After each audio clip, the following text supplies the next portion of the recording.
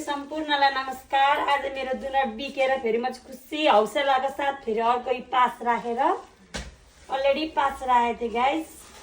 यहाँ हेर्नुहोस्, अब यसलाई अब ठ्याक्क फेरि बाहिर निकालेर यसलाई मैले सेप लिनु लाग्दैछु। 1 घन्टा भयो यसलाई पास राखेको गाइस। यहाँ हेर्नुहोस् यस्तो मजाले फुलेर आएको छ कि अब यसलाई यहाँ हेर्नु कस्तो दामी भएको छ। अब यसलाई म फेरि अर्कोमा पास राख्छु। मैले चाहिँ बेल्न सुरु गरेँ। यसलाई चाहिँ ठिक्कको मट्टु बनाउनुपर्छ गाइस।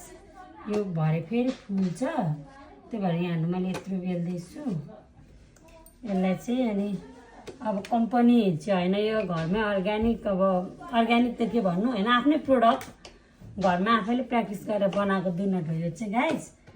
हिजो मैले बनाएको थिएँ, त्यही बिक्यो। मेरो साथीहरूले, मेरो सबै साथीहरूले किनेर बिहान लानुभयो, चियासँग आएर खानुभयो। अनि फेरि पनि मलाई हौसला बढेर म फेरि बनाउँदैछु गाइस। यहाँ हेर्नुहोस्, म चाहिँ यसरी बनाउँछु, यहाँ यस्तो गरेर होइन। अलिक यहाँ बिर्कोले, अर्को बिर्कोले ठ्याक्क काटेर चाहिँ यसलाई यसरी दुलो बनाउँछु गाइस। यहाँ हेर्नुहोस्, अब यसलाई फेरि पास राख्छु। यो भरे फेरि फुल्लिन्छ। यसलाई अलरेडी 1 घन्टा पास फेरि राख्नुपर्छ। अलिक मैले गिलो पिठो मुछिछु आज चाहिँ, त्यो भएको कारणले यसलाई म अलिक आँटा लाउँदै मैदा लाउँदै मुस्छु, बेल्छु यसरी। किनभने मैले अलिक चाम्रो यो गिलो मुछेछु नि त, त्यो भएर यो चाहिँ एकैचोटि 2-3वटा निकाल्दा पनि हुन्छ हुनु त। जत्रो बनाउनु मन लाग्छ आफूलाई। अब आफ्नो मैदाको अन्त यहाँनिर लगाउने दुधहरू, चिनीहरू, नुनहरू, अब नुन त कति पनि लाग्दैन, अन्त दुधहरू लगाएको अब आफूलाई राखेर चाहिँ, अनि आफ्नो मेहनत, हल्का मेहनत राखेर तपाईँहरूले जत्रो साइजको, अब तपाईँहरूलाई कत्रो साइजको बनाउनु मनपर्छ, ठुलो बनाउँदा पनि भयो गाइज होइन। सानो बनाउँदा पनि म चाहिँ सानो फिक्काको बनाउँदैछु, यस्तो हेर्दा पनि सौँधिलो देख्ने हिसाबको। अनि त्यही भएर कस्टमरहरू पनि आएर मन पराइदिनु भयो। यसरी नै मेरो भिडियो पनि सबैले मन पराइदिनु होला, लाइक कमेन्ट गरिदिनु होला। मलाई हौसला अलिक बढ्छ अनि मलाई अलिक जोस जाँगर चलाइदिनु होला गाइज।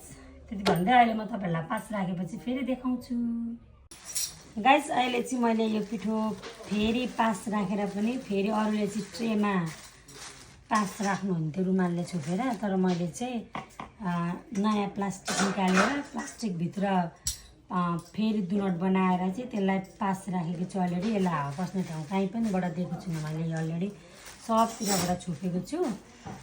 अब यो चाहिँ हिजो फर्स्टचोटि, आज सेकेन्डचोटि, 3चोटिमा रागा पनि छिन्छ अरे। अब 3चोटिमा चाहिँ सृजना पनि कन्फिडेन्ट हुन्छु कि गाइज। यहाँ र पनि यस्तै भए पनि जानी नजानी बनाएको चाहिँ मेरो साथीहरूले मन पराइदिएर मेरो क्यान्टिनमा आएर खाइदिइरहनु भएको छ।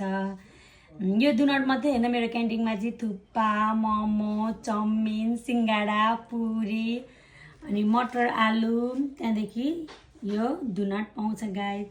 चटपटे पानीपुरी त सधैँदेखि सृजनाले बट्टा हल्लाएको देखिरहनु भएको छ गाइज।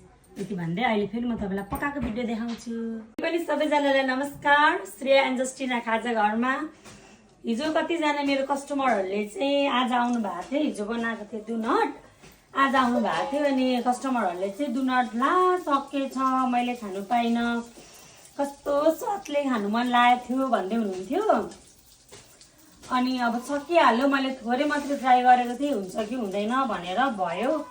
हरेक कुरा चाहिँ गर्नु पर्दो रहेछ, गरेपछि सब कुराहरू आउँदो रहेछ। तर हरेसी खानु हुँदैन बोला, जानेन भने बिग्रियो भने मेरो यस्तो जान्छ उस्तो जान्छ भन्नु चाहिँ भएन गाइस, लोभ चाहिँ गर्नु भएन। तर हरेक कुरामा सिक्नु चाहिँ पर्दो रहेछ। मलाई पनि आउँदैन थियो, हिजो मैले हल्का मात्रै फुलेको थियो, हिजो त्यस्तो मजाको राम्रो चाहिँ भएको थिएन गाइस। आज चाहिँ हेर्नु न कस्तो दामी, हेर्नु न वाउ, बजारको भन्दा राम्रो। अब सेप चाहिँ मैले निकाल्नु सकेको छु अझै पनि, किनभने मैले यो हातकै सहाराले बनाएको। अब कुनै केही लगाएर बनायो भने त डोलो राम्रो नै आउँछ होइन। यो चाहिँ हातको सहाराले बनाएको भएर चाहिँ यस्तो भएको गाइस। हेर्नुहोस् कस्तो दामी छ। यहाँ हेर्नु न कस्तो मजाले फुलेको, वाउ कस्तो दामी फुलिरहेछ। आज चाहिँ दुनट मैले बनाएँ भन्ने चाहिँ भइरहेछ है गाइस। सबैजनाले मेरो भिडियोमा लाइक गरिदिनु होला, मलाई सपोर्ट गरिदिनु होला। तपाईँहरूले लाइक सपोर्ट गरिदिनु भयो भने मलाई पनि हौसला बढ्छ गाइस। यति भन्दै धन्यवाद।